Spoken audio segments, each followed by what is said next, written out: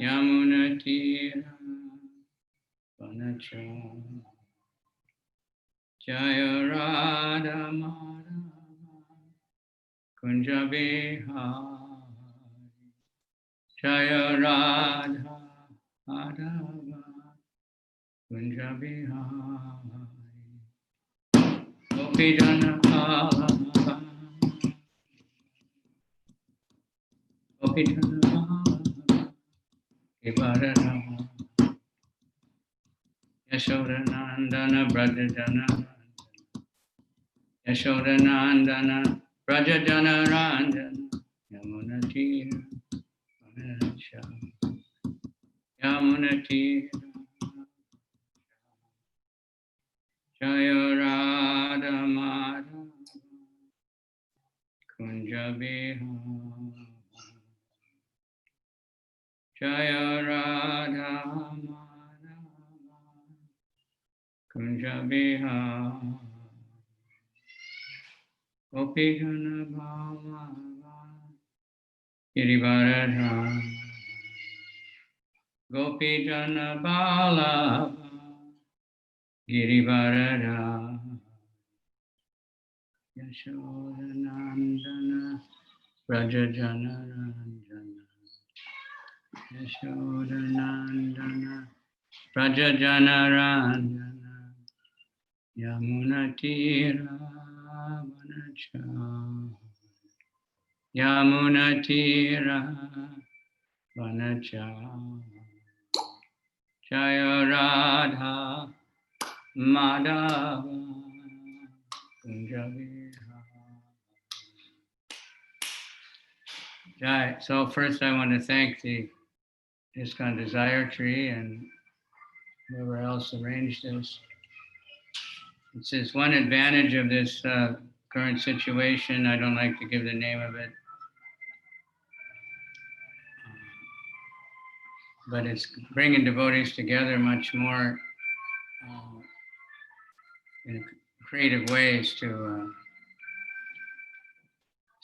spread the Krishna Katha, the holy name, online, even selling books, at least some devotees, and understanding how we can utilize these things more and more in Krishna's service. It's also increased devotees' desires for Sangha, which is good. Instead of we're not taking for granted anymore the association of devotees, starting to feel separation. Like now, after we had Snana Yatra here, so the whole Snana Yatra is also feeling separation. So the topic he gave me was Govardhan. I'm not the expert on Govardhan, but I can say a lot about it. The first place, it's one of the most important Leela stands for Radha and Krishna's Leelas, for Krishna's Leelas, with the cowherd boys and the cows, with the Govardhan Puja, which is a major event and for all devotees, and in our history, it's a major event. Govardhan, Krishna requested everybody to worship Govardhan instead of worshiping Indra. And Indra, being not a pure devotee but not a pure devotee, he became proud and angry at the Vrajavadhus for stopping his puja. It was too much. He wanted his own puja. So Krishna did that just to stop his pride.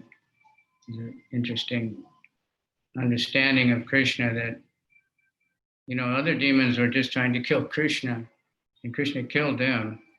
But Indra is not a demon, but he just, due to his pride,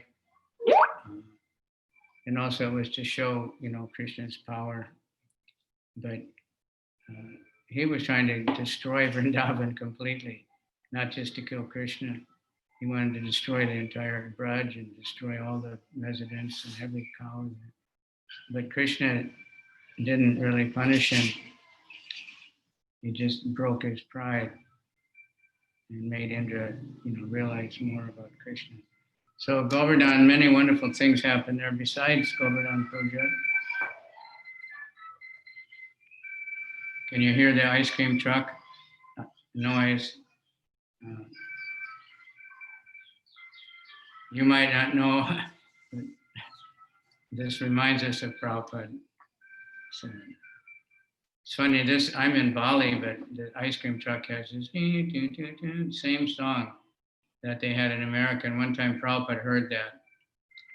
And he said, that is Maya. Maya's calling, come and enjoy, come and enjoy. So the ice cream truck is calling everybody, come and enjoy, come and enjoy. This is the Maya song.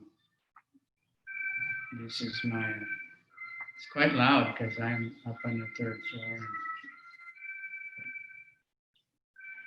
Anyway, Govardhan, just some of the major events.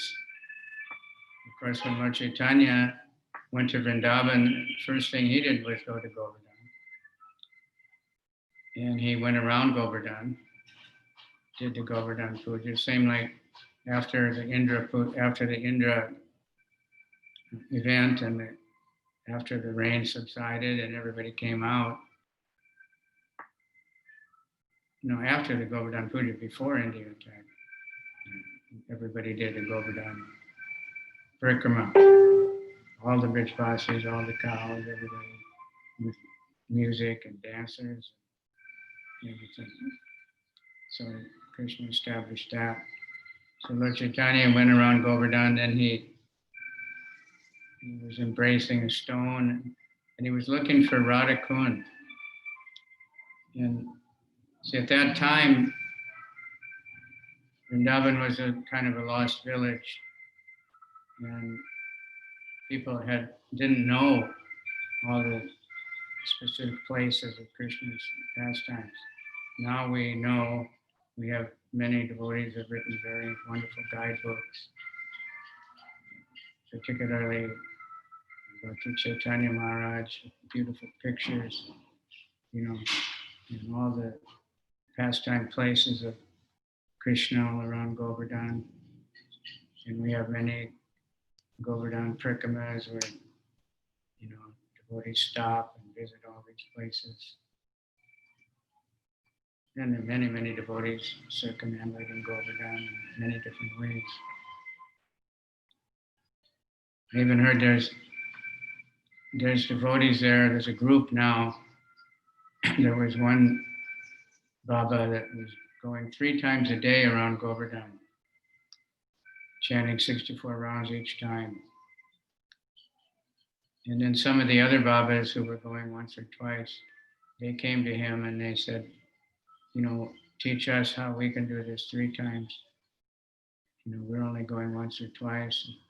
So now there's a group of about 10 of them that go around 3 times every day and chant 64 rounds each time. So obviously they're very fast walkers and they're very fast chanters. And they're very dedicated. Then we have the Bandandabat Babaji, some of them taking even 7 years, just praying all day long. So anyway, Lord Chaitanya went around and he found a small pond somewhere and understood that this is Radha Kund. And he took his bath, he put tilak. Nobody knew why this sannyasi is out there, in the rice fields. Then he gave the assignment to Raghunath Das to build up Shamakund and Radhakund. So he made it what it is now, but how he did that, we know he came from a rich family, and he was a very astute businessman. But by this time, he was the most renounced of all the Babajis and all the 6 Goswamis. He had absolutely nothing. He just had his, a little bit to eat every couple of days, and He never begged. He didn't have any money or anything. But there was one rich man, and he went to Haridwar, he went to Badrinath to worship there. And he had a plan to give a very big donation to Badrinarayan there. But in the night he had a dream, and that deity came to him and said, don't give the donation here. Go to Vrindavan and give it to Raghunath Das. So he did that. He went to Vrindavan, he found Raghunath, who was, wondering, how am I ever going to fulfill this desire of Lord Chaitanya to fix up, Radhakund, what it is now. It's quite a construction job. So this man gave him this big donation, told him, he was directed by Krishna to do that. And then Raghunath understood. So he got the workers, evidently he designed it, and they built what it is now. Dug it out, big size, put the walls and grass around. So Raghunath lived there, and he did Prikama every day. Prabhupada, in one place, he said he did Dandavat Prikama. So we read he was bowing down to 1,000 or 2,000 devotees every day, so maybe that was probably his Prikama.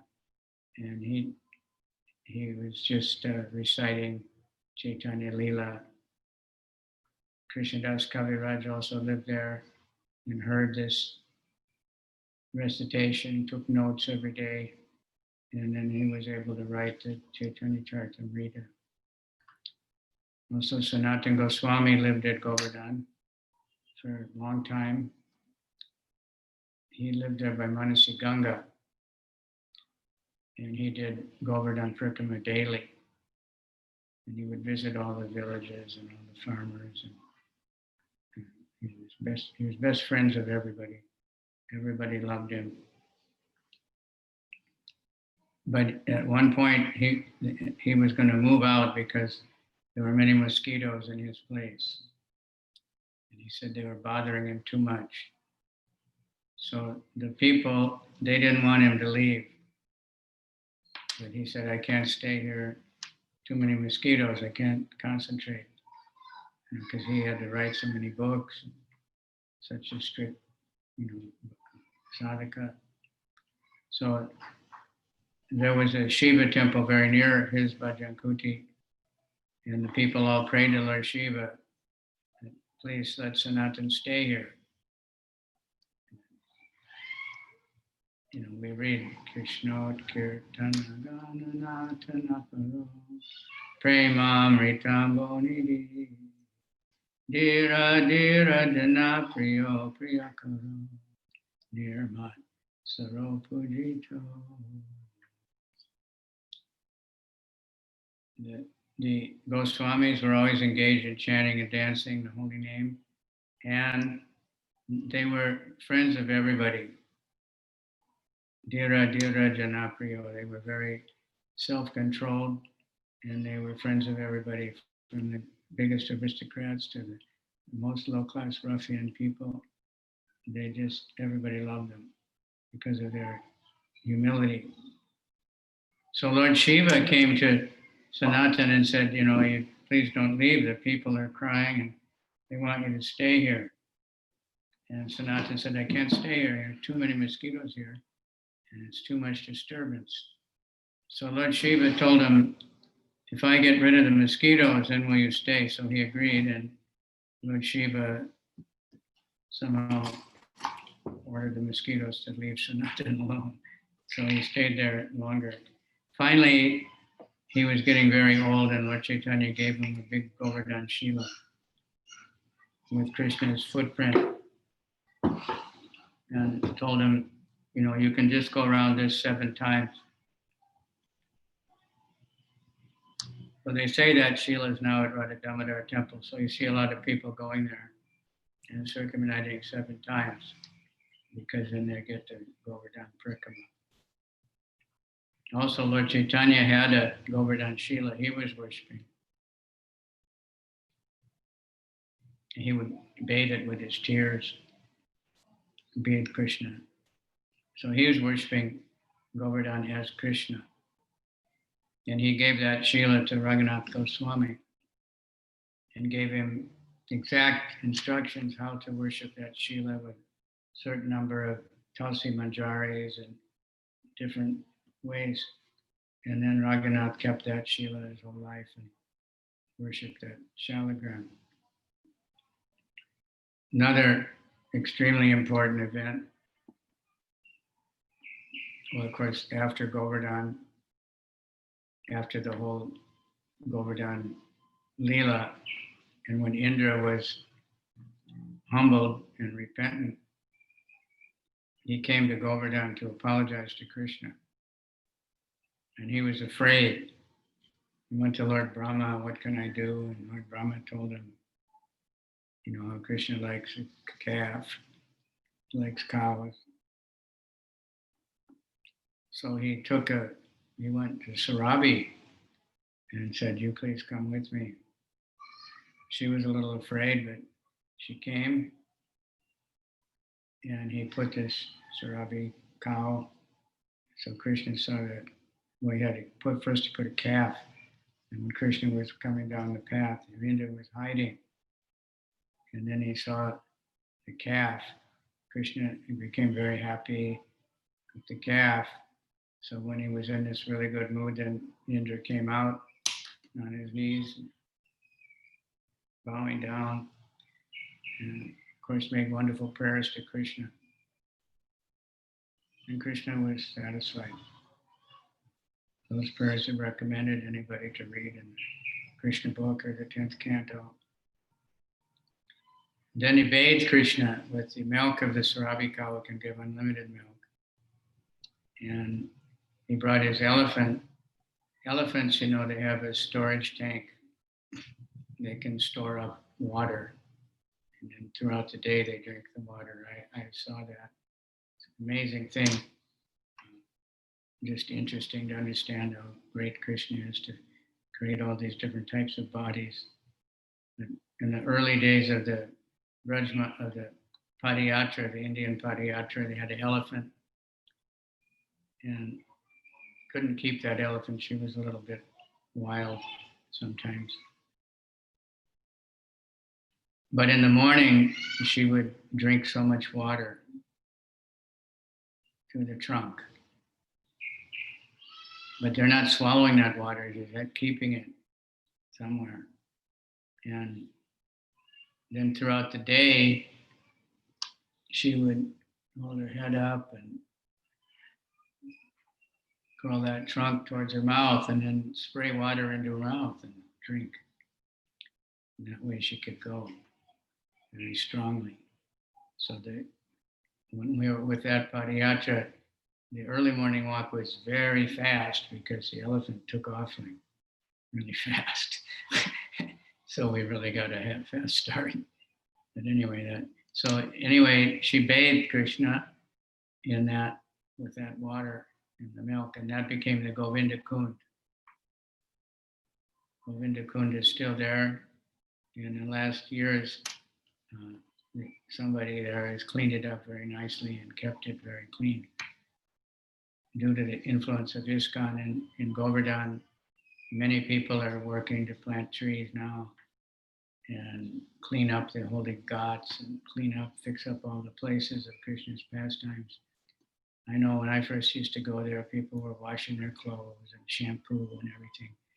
And now that's strictly forbidden. And you see Govinda Kund is very clean.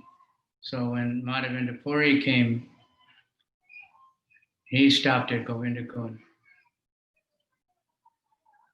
First he did Parikrama, which is like, highly recommended thing to do when you go to Vrindavan. First thing, do Govardhan Parikrama. And so he was sitting chanting, not inclined to sleep, but he was chanting like he always was. And a young boy came to him and said, take this pot of milk. There's no fasting. I see you're fasting, and there's no fasting in my village. And he said, how do you know I'm fasting? He said, the ladies, they saw you and they said, they don't allow any fasting in this village. So they sent me to bring you this pot of milk. So he said, I'll come back later for the pot. And finally, he did fall asleep. And in his sleep, he had of course, it's not a dream, but Krishna came to him like a dream. But with people like him, Krishna actually comes, and there's no difference dreaming of Krishna or Krishna actually being there.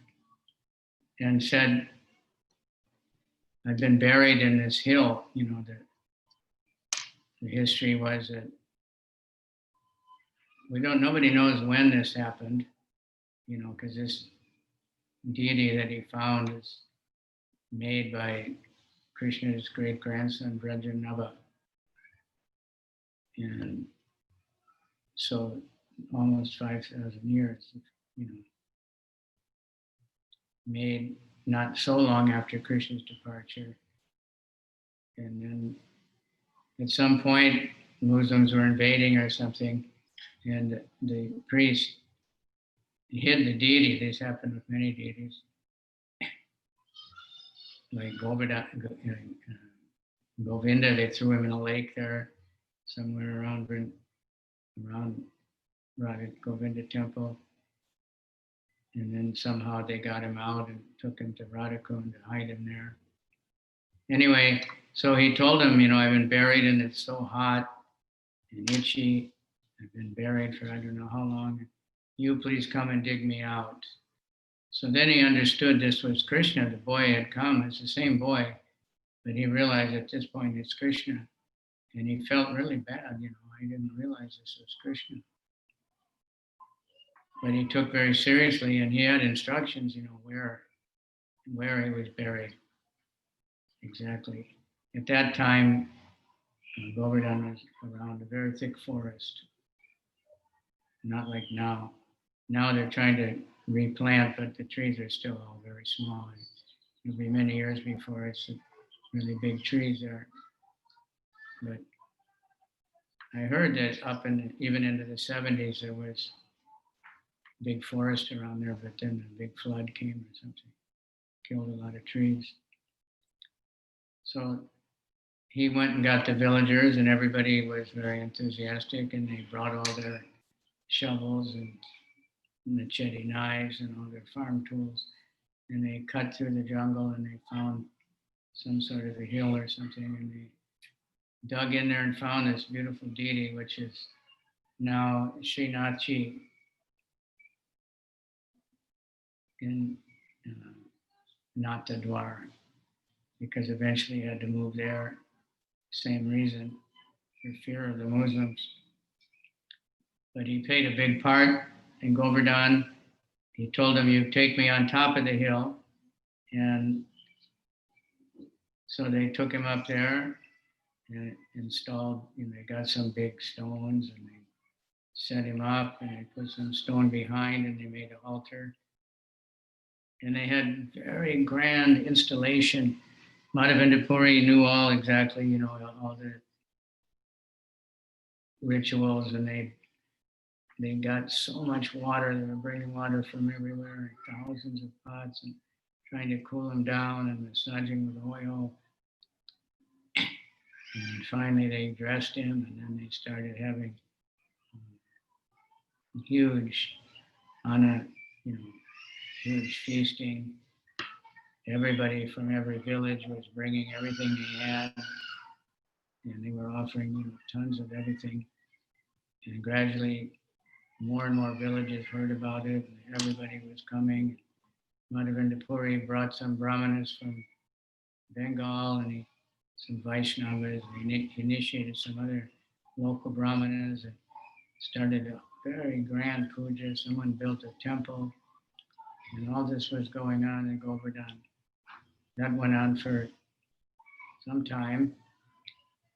And when Lord Chaitanya came there, he wanted to see Gopal. But at that time, he had already declared no one should climb on Govardhan. Govardhan is Krishna, and we shouldn't put our feet on Krishna. He knew the Kali Yuga, and he knew,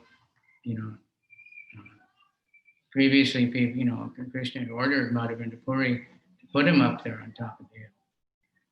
And the people could go. But Lord Chaitanya made the rule, knowing that as Kali Yuga progressed, people would be disrespectful and not know how to do things right. So he had such a strong desire to see Gopal that the rumors came that Muslims were coming and they were going to attack the temple. So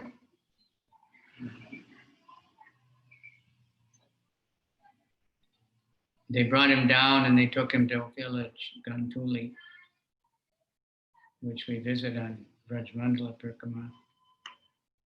And Lord Chaitanya then was able for 1 month to have darshan daily of Gopal. And he was very happy. Then we might have moved him around also during that time. But then Muslims never came, things settled down, and Gopal went back up on top to his temple. Then later, Sanatana Goswami came, and he wanted also. But again, he didn't want to go on Govardhan due to Lord Chaitanya's order. The same thing happened, that there was a threat of Muslims coming, and that time they moved Gopal to Mathura. And then Sanatana and all his associates are all listed in Chaitanya Charitamrita, quite a big number. And they all had darshan for 1 month again and had ecstatic kirtans and everything. And then things settled down. And again, he went. So at some point, again, there was a genuine threat of Muslims. And that time, the kings in Rajasthan, they had a deal with the Muslims. And Rajasthan was safe. And or maybe that's in Gujarat. Anyway, they moved him to Nathadwar. And ever since he's been there, worship very, very, very opulent worship. The worshipful deity of all the Gujaratis. So there's in Govardhan. Many devotees now are worshiping Govardhan. Shilas, in many different moods. Govardhan is not ordinary. At least my understanding, and I studied something, Madhavananda and his wife, they did a lot of research, made a very nice magazine, about all the different aspects, different moods, how people worship Govardhan. But Lord Chaitanya worshipped him as Krishna. But he can also be worshipped as a devotee of Krishna, because he's also the greatest devotee. So Lord Chaitanya, he's Krishna, but he's also the greatest devotee of Krishna. So Govardhan is like that. And he's extremely merciful. So we see so many people coming for Govardhan Parikrama. And they come for all different reasons. Some are, completely devoted, wanting Krishna Bhakti. Many come seeking material benedictions. Like, they want to have a child, or they're trying to heal some sickness, and different things like that. And people are saying that they get, what they ask for. So some are just going around. Even now, I know one devotee, he's crippled. He was going regularly, go around by rickshaw. Now they're trying to protect Govardhan, so they blocked off a lot of the traffic. It's much nicer now for Parikrama. But also they blocked off the paths that go very, very close to Govardhan, because They don't want to damage the situation. They want all those trees to grow and things to be more natural. And Prabhupada, at the end of his life, kept saying he wanted to go for Govardhan Puja on a bullock cart. That's another whole adventure. And we can try to understand it in different ways. Prabhupada more or less said, he was very happy to see how much his devotees loved him, that they didn't want him to risk his life like that. Because the doctors are saying, if you can imagine, even now with the new roads, if you rode a bullock cart to Govardhan, it would be a pretty rough ride. But so the devotees didn't let Prabhupada go. But I always thought he's telling us, we should go. We should do Govardhan Puja. And we should, of course, we worship Govardhan as Krishna, and to get to cause us mercy and strength to carry on. Because such important places are there. There's, Govinda Kund, many kunds of Krishna's Leelas, Radha and Krishna's intimate Leelas, Krishna with the cows and calves, and they climbed Govardhan, which was much, much bigger at the time of Krishna. There were many caves, and it described waterfalls and, grass, and opulent grass for the cows. So that's why Krishna was saying that they should do Govardhan Puja, because Govardhan was actually supplying everything they need, not Indra. Indra is obliged, by karma. If you work, you have to provide the rains. You don't have to worship him. So we go to, and then there's Radhakund and Shyamakund, the eyes of Govardhan. And the most important pastime places of Radha and Krishna, where Raghunath Goswami, they even did his intense sadhana, and many, many sadhus live there, and many pastimes of Krishna, including the creation of Radhakund and Shyamakund. In that village, it's right at the end. Govardhan is considered like a peacock, and Radhakund and Shyamakund is the head of that peacock, and the two eyes of Radhakund and Shyamakund. And if we just go around, many, many of our acharyas lived there, had their bhajan kuti there. We find, if we took the time to really go to all the places, we can walk around Radhakund, Shyamakund in like maybe 15 or 20 minutes. We can do Dandavat, Prikamai. As I remember, it took about 2 hours. I did it a few times. I can't remember. It was so ecstatic, I didn't think about the time. Very purifying experience. But there's so many bhajan kutis of devotees, Radha Govinda and Radha Gopinath, different Radha Madan Mohan. When they first left Vrindavan, they went to Radhakund. Radhakund was very remote then from Vrindavan, and the Muslims didn't come there so much. They said, when they had to go through very thick forests to go there, and there were a lot of dacoits and dangers, so the Muslims didn't go there, so they were able to sneak like Radha Govinda. Then they built the Radha Govinda temple there, which is still there, but then finally Muslims started coming there, and we had to move more. But it's still like, most holy place, described by Rupa Goswami is, the most holy place. Govardhan is the most holy, but Radhakund and Shyamakund are more. And it's recommended we go there and live there.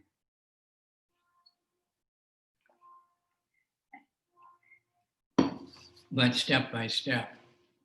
we don't just jump to Radhakund.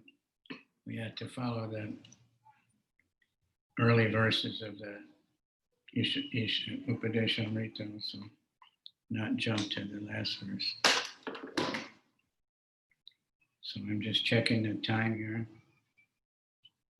It's supposed to be, I guess, 10 more minutes. So I just like to say something, of course, we have Govardhan and we have Govardhan Puja celebrations all over the world now. And we build our Govardhan hills. We go around, and that's also non-different. And so many devotees are worshiping Govardhan Shilas. Prabhupada mentioned that in the Krishna book that in his time nobody was, but we know from the example of Lord Chaitanya was worshiping Govardhan Shila, and he gave to Raghunath. And it's Krishna. He's also the greatest devotee. So we want to, spread the glories of Govardhan, and the glories of Vrindavan, and the glories of the holy name particularly. The Goswamis who were living there, they weren't just trying to enjoy, they were genuine Babajis, and they were establishing temples and worship and writing books. This is, our history, and now we have the Sankirtan movement, and it's miraculously spreading. I was just reading earlier before I came over here about Lord Chaitanya on the way to Vrindavan, when he was going through the Jharikanda forest. And it was just like when he traveled in South India. In the first early part of going to the forest, there were only animals. And any animal that he was just telling all the animals. He went to get some water or take bath in one lake, and elephants were coming. He told those elephants, chant, dance, Hare Krishna, and all the elephants started dancing and chanting, Hare Krishna, and elephants can chant really loud. And then many other animals, tigers, lion, I didn't say lion, but tigers and deer, wherever he went. Even one time, there was a tiger. Mostly they just stayed out of his way, and they would just start joining the Kirtan. It's just the power of Lord Chaitanya.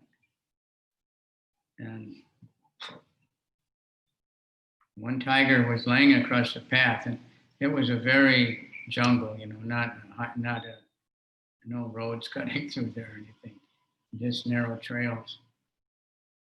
And so he put his feet on the tiger and said, get up and chant Hare Krishna. And the tiger jumped up, and the tiger was chanting, and many tigers came and dancing, and deer came, and they were embracing, kissing. It even says tigers and deer were, normally the deer is deathly afraid of a tiger, and the tiger eats deer, but they forgot everything. This is the power of Lord Chaitanya. And then wherever there were people, same thing happened.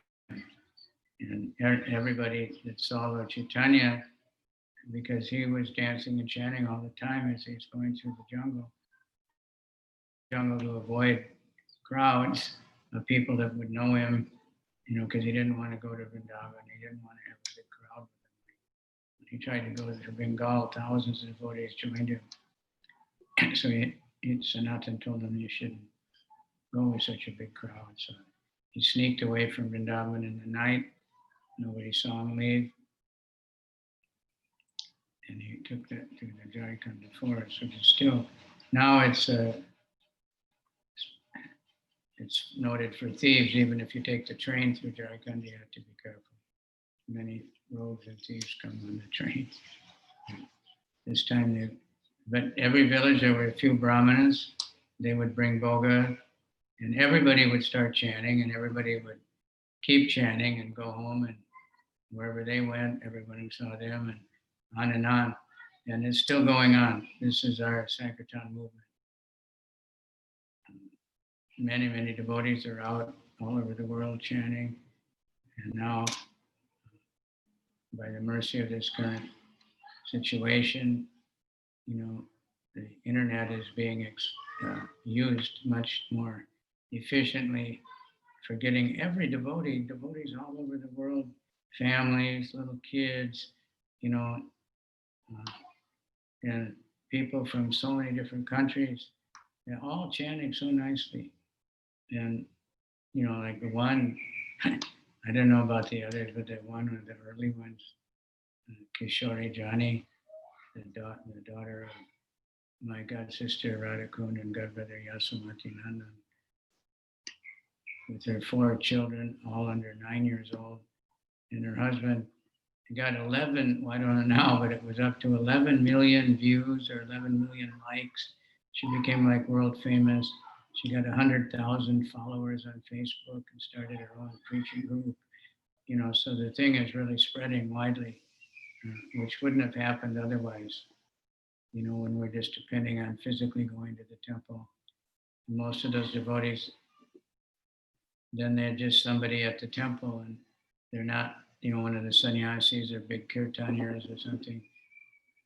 But we find out how many devotees are keeping their temples at home, how many devotees are worshiping Govardhan or Salagram or Radha and Krishna or Jagannath and chanting so much because you see the experts. So we're very happy. And it's the mercy of Govardhan, the mercy of Lord Chaitanya, the mercy of Madhavendra Puri. Madhavendra Puri, the temple's still there, his bhajan kuti's there at Govinda Kund. And the temple where he worshipped Gopal, where he found Gopal also is there. And they have another small Gopal there now. So Govardhan is, usually when I go, I just go around and try to just chant. People go around so many different ways. I've seen people just carrying incense the whole time, like a big bundle of incense, and offering incense all the way around. Some they carry a pot with a hole in the bottom and offer milk all around Govardhan. It's very good for the milk sellers. So much is going on there intensely all the time. And they're so merciful. But no matter where we are, we can pray. Govardhan is, and we should take advantage now as much as we can because he's sinking. Some say he's sinking because of a curse by the Muni, but Govardhan can't be affected by the curse of any normal person. He's sinking because of separation from Krishna. Because we read at Krishna's time, Govardhan was going up in the heavenly planets, a very big mountain. It's very tall. And Krishna was taking all the cows and they were resting in the caves, and waterfalls and lakes, and we won't find that now. Small caves. Some sadhus are still living in those small caves. So the gopis were crying because after Krishna left, some of them wanted to suicide. But they said Govardhan is too small now and you can't jump off Govardhan. Suicide. And Jamuna is all dried up in separation. You can't drown himself. These kind of moods were going on. And Raghunath Das, he felt such intense separation when Lord Chaitanya left that he was going to go to Govardhan and jump off the highest point in suicide. But when he got there, Sanatana Goswami, who had experience of Lord Chaitanya condemning suicide, talked him out of that. So he just stayed there and did intense puja. So according to my clock, my time is up in less than 1 minute. So I want to thank anybody who tuned in. ISKCON Desire Tree, we can't say enough about how great it is. I've been seeing a lot of the stuff they've been doing with the strategic planning and, interviewing so many devotees and they're trying to keep everybody busy and, Krishna conscious in spite of all the material difficulties at the moment. But just how much they're doing for spreading Krishna, Vaishnava Seva Prabhu is the most, one of the most, if not the most biggest preacher in ISKCON for organizing this ISKCON Desire Tree and engaging so many devotees. I've seen it from earlier on and how it's growing and growing and growing and how much he's dedicated. I would stay at his house. I would see him. I would get up in the night and 2 o'clock morning, he's still working on his computer, putting out, thinking of new and newer things to do and engaging more and more devotees. So it's one of the most glorious preaching tools in our movement. So I'm happy and I'm hopefully can get more chances to participate. So I think I better stop. I don't know exactly how.